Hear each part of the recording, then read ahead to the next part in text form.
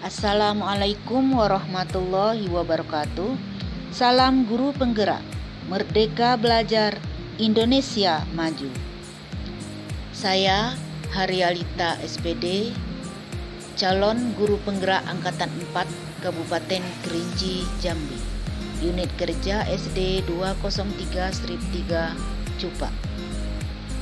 Tugas modul 1.1.A.9 Koneksi antar materi, kesimpulan dan refleksi Ki Hajar Dewantara.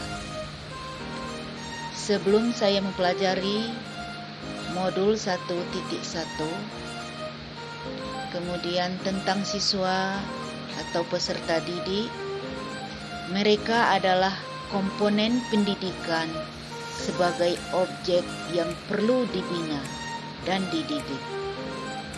Kemudian peserta didik juga, saya menganggap peserta didik sebagai anak saya sendiri yang perlu dibekali ilmu dengan tuntutan kurikulum yang ada.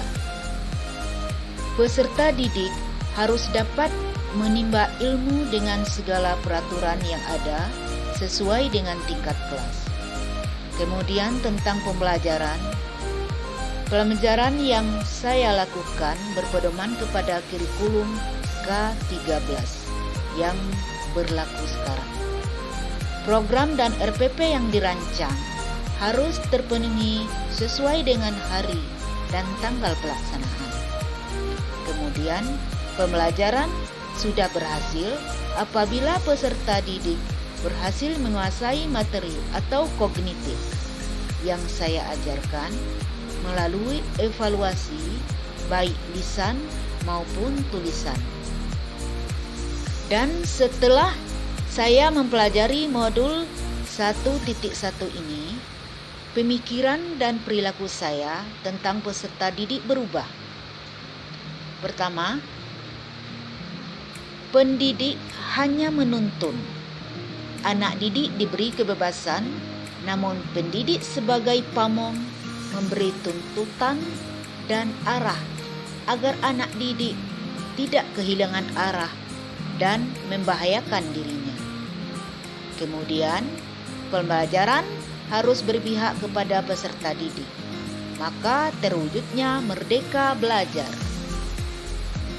Kemudian, yang akan saya lakukan agar kelas saya mencerminkan pemikiran Ki Hajar Dewantara. Pertama, karena pendidikan membawa perubahan dan yang berubah itu terutama budi pekerti, maka saya membina budi pekerti peserta didik dengan memberi teladan kepada mereka dengan 3S: senyum, sapa, santun, peduli terhadap teman.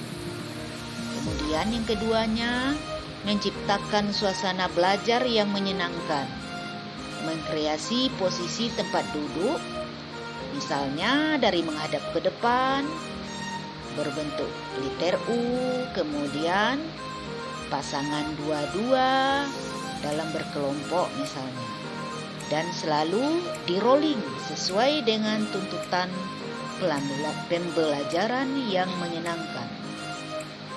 Kemudian yang ketiga, dapat mendekorasi kelas senyaman mungkin agar anak betah untuk belajar. Kemudian yang terakhir, peserta didik diberikan kebebasan berekspresi karena setiap anak tidak ada yang sama. Biarlah mereka memiliki keunikan sendiri-sendiri. Tujuan pendidikan berorientasi penuh kepada peserta didik. Terima kasih. Salam Merdeka.